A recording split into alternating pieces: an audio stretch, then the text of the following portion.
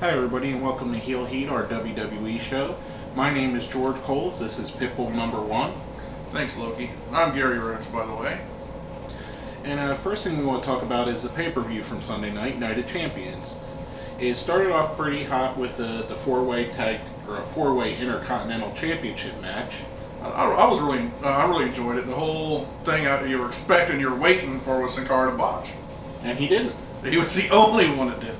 I mean, and really, it kind of goes back to the Friday night show when he botched so badly that they had to edit the crap out of it. Oh, it was terrible. And he was visibly pissed behind the scenes. Maybe this is a wake-up for him. Apparently, in Mexico, he was a tremendous worker. Now, to be perfectly honest, I've never seen any of his Mexican work. I just can't. I don't like watching Mexican wrestling because I can't deal with the Mexican commentary. I don't speak Spanish. And the thing is, they scream during the commentary, even over the stupidest moves. To me, I'd rather watch the Japanese stuff.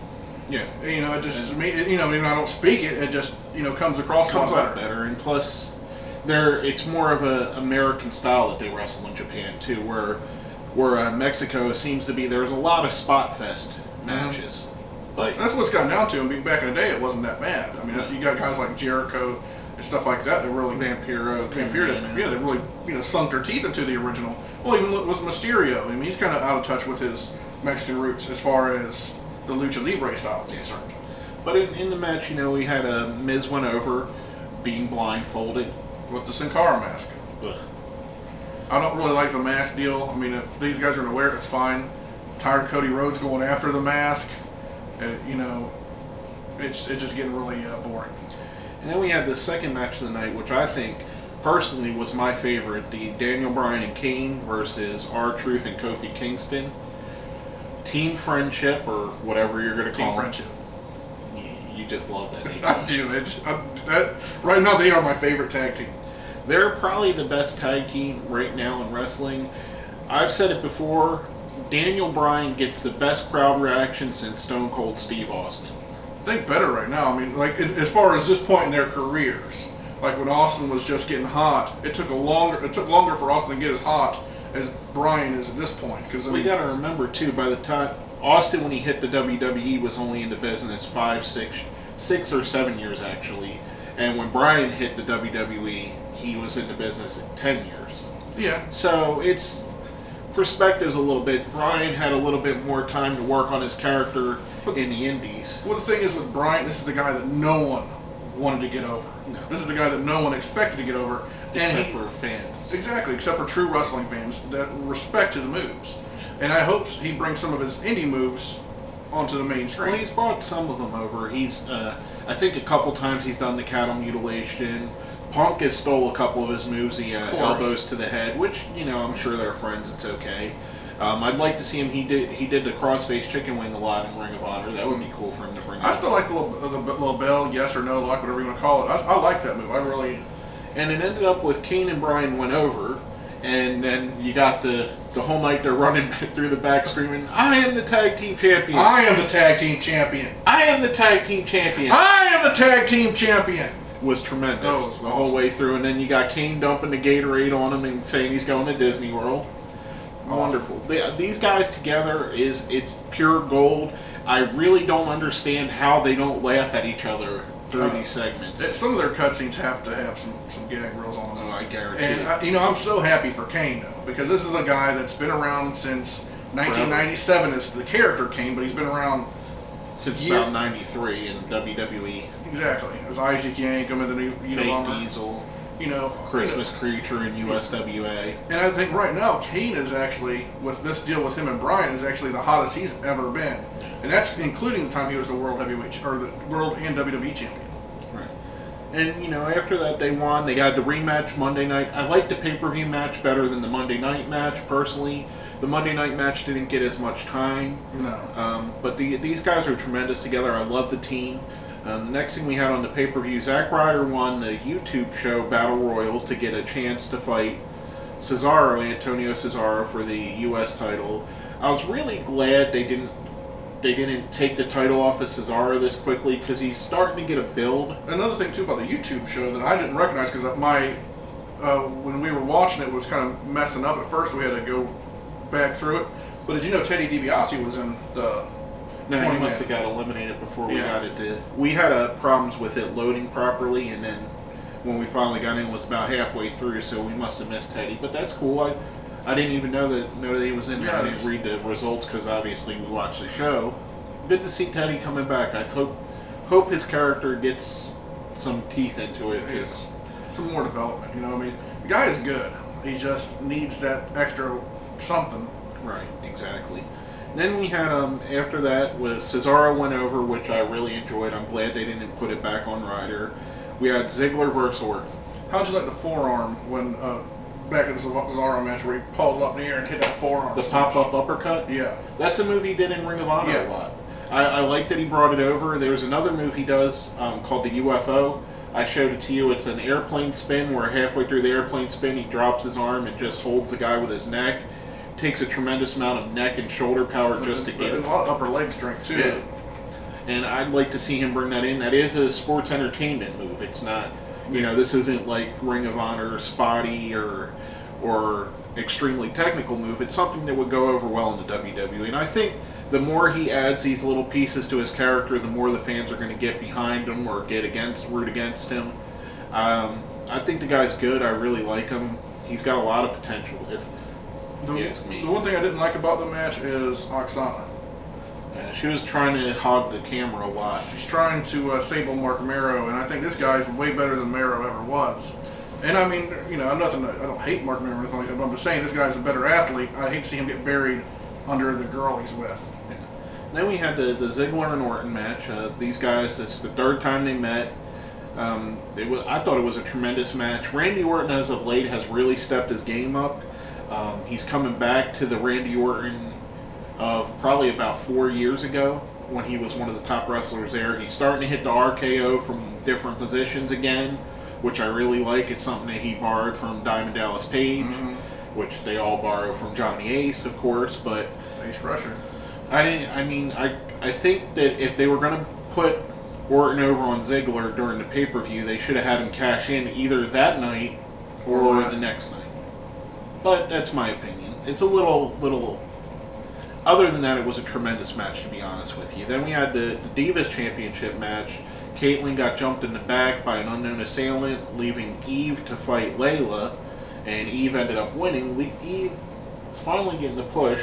Well, the thing is, it was all technical and stuff like that. Then the whole slap in the face turns her nuts, and she goes ape shit and actually knows how to wrestle. Yeah. And same thing with the next night when she fought Phoenix. Exactly. And I really like JBL on commentary bringing up the Gracie aspect, because I think it's Renner Gracie. Don't quote me, I'm not 100% sure there's 1,000 Gracies out there. But she's actually engaged to one of them and has been training with them. Also, CM Punk and I believe Daniel Bryan train with them as well. They're all pretty tight. And I really like that John Bradshaw Layfield was bringing this stuff in, talking about that. AAA. Talking about AAA, CMLL, New Japan Wrestling. He brought up, at one point, 10-size run being the longest run as IWGP Tag Team Champions. And I thought that was great. That's something that commentary has been missing. That these guys showed you, you have to, if you give a backstory to what's going on in the ring, people will care about it more. And I see a lot of people negative on the JBL being there. I like JBL there. I wish he was there all the time. And I'm not saying, no disrespect to King, the situation, but he could be on one of the shows or have a three-man show. I like the idea of the three-man show they had last night with Cole, Ross, and JBL. Exactly. And they're a solid team together. Now the next match we had was the World Championship match. Del Rio versus Sheamus again, and it ended, with Sheamus winning with the Brogue Kick. Nothing really to write home about. I really wish that this feud would end at this point. It's nothing special that's happening. It's like that annoying song that will never end. This rivalry will never end. I'm just tired of it. This is the WWE's version of that Carly Rae Jepsen song. Yeah. Basically. But, hopefully Sheamus, it's rumored his next feud's going to be the Big Show. Yep, saw that this morning. I think that might be a good feud for him. if he could get some clean wins over the Big Show, it'll help develop his character more, I think, personally. Where's that leave Ziggler? I mean, Ziggler can cash in after Big Show knocks him out. It's something like that. I just don't want him to have the Big Show have a big belt on us. I'm sorry, he's been around enough. He don't need it. Then we had the main event, John Cena versus CM Punk for the WWE Championship. Tremendous match. John Cena is at his absolute best wrestling CM Punk. I can't complain about his match. I mean, his work. I mean, he did even with the Swan Dive or whatever it was. Yeah. I mean, he did great. I mean, and Cena really steps his game up to CM Punk's level. I mean, I think that they're friends, and it's probably something that CM Punk helps him out when they work the match together to make him look good too. CM Punk pulled out every tool in the trade. He did every one of his finishers. He did the rock bottom, the crippler crossface. And the thing is, he kept screwing Cena out of his 5 moves of doom. Yeah. Until he finally hits him. No, the 6-hit combo of Queer. The 6-hit combo of Queer, I'm sorry. Remember, we agreed to give that to Lou. I'm sorry, Lou. Anyways. That's not fair to Falair. Falair? Okay. Falair. Alright, thanks, Sankara. But, the best thing about Punk is he works like such a great traditional heel. And I love the little subtle, he was wearing Yankees pinstripes in Boston. And the thing is, his job is to make the face look good. And he was making Cena look good. Even though the fans were wanting to boo him, it was nothing that Punk did. I mean, he brought Heyman with him. He had the Yankees tights. He kept screwing with the fans. He kept screwing with Cena. Just everything that he could do to get hated, he did. And a lot of people don't like the draw ending. I'm a kind of a fan of it. It kept the championship on CM Punk without making Cena look weaker. Exactly. And I like that aspect. I like the fact that both of them come out looking strong because of the draw. And there's what I think, and the news today of John Cena being out a few weeks, at least 2 to 3 weeks, maybe up to 6 weeks, depending on what report. I've heard 6 to 8, then WWE is repeating on 2 to 4. Right. So depending on what you believe, the eventual rematch, I'm thinking they're going to put some stipulation with a special guest referee, and we'll talk about that more in the next main event because referees came into that on Raw as well. But I really liked the match. I liked the ending personally. They don't use it much, so I'm okay with it. If it was something they used a lot, it would piss me off. It was better than a Dusty finish. And overall, the pay-per-view was a decent pay-per-view, not the best of the year, but definitely not the worst. I tell you what, it was probably, out of Cena's matches, that was one of his best. I couldn't think of, off the top of my head, a better match from it. Money in the Bank last year versus Punk. He had a match, I want to say 2008 versus Orton. It was really good, too. Yeah. Well, it's guys like Orton and Punk that bring the best out of him. And, the really decent pay-per-view. Now, coming off of that, I want to talk about our question of the week from last week, which was, what do you think the best tag team finisher has been in history? Now, we got some responses from our friends. The first one is from our buddy Lou. He put, I would say, Edge and Christian with the Concerto. That was also great to see, even when it missed. Also, Haas and Benjamin with the leapfrog stun gun. He obviously Lou likes Haas and Benjamin. It's the second time he's brought him up. And the 3D from the Dudley Boys. All 3 tremendous moves. The Concerto, a little bit, I don't know if that's necessarily their finisher, but I get what you're getting with. I liked it. It was a good move from them. And we'll talk about the 3D in a bit. Our friend the Masked Tweeter, he put great show, guys. Best tag team finisher, Road Warriors Doomsday Device. Tell him, Hawk. Oh, you see the shit I gotta put up with? And it wasn't my best. And then our friend Paul, he put, I can't just pick one tag team finisher because there were so many that I love. But here's the top 3. The Heart Attack from the Heart Foundation, Total Elimination from the Eliminators, and the Backbreaker Elbow Drop from Demolition. All classic finishers, all instantly recognizable to the team that's doing them. Mm-hmm. In your opinion, what was your opinion on it, GR? I have to go with Total Elimination from the Eliminators. I always liked that move, and it just the way those guys would hit it. It was so crisp. Yeah, and I've never seen them botch it. Every time I've seen them do it, I've never seen it botched. and I've seen whoever it was that took it perfect. So I mean that's what I call a great finishing move. I mean I don't get me wrong, Edge and Christian mark, but I really don't go with the concerto being their finisher. So that's why I went with that. In my opinion, surprise. What do you think it is? What was Timothy Well and Stephen Dunn's move? I don't know. When they had that one time they double teamed your mom. Well, your mom did it way better. But anyways, anyway. But my favorite move was the 3D by the Dudley Boys. I just liked it. It was a cutter, basically a flapjack into a cutter. Everybody knows what the 3D is, but I liked it. I love the Dudley Boys. They're my favorite tag team, with a close second being the Doomsday Device, just because of how impactful it was. The total elimination is awesome. I really like that. I like you and Lou both, or not Lou, Paul both bringing it up. It was a tremendous move that seems to be forgotten. At that time in ECW, it didn't have as big as a fan base as it eventually would. So, and by the time it really built a fan base, they had left. But it was a tremendous move. I really enjoyed it. Now, our next week's question of the week was a guy we talked about a little bit ago. Just like Daniel Bryan, Stone Cold Steve Austin, pretty much everything he said became a catchphrase. What do you think the best Austin catchphrase was? Let us know. Hit us up down there. Put it on our Twitter. Send it to us on Facebook. Let us know what you think. We'll air that on our next show, and we'll give you our opinion as well. Now, going into the Raw show of the week, we had the hot opener with Paul Heyman, John Cena, and Alberto Del Rio. It was pretty well a decent match, or a decent opener. I like the end part where AJ Lee's skipping away and Paul Heyman's power walking, chasing her down, trying to get his point across. I'm just sick of AJ Lee. I mean, her character's worked for the point where it needs to now, where it's just they need an adult there. Right. And then we had, because we're going to go through this a little bit quick since we're getting a little long.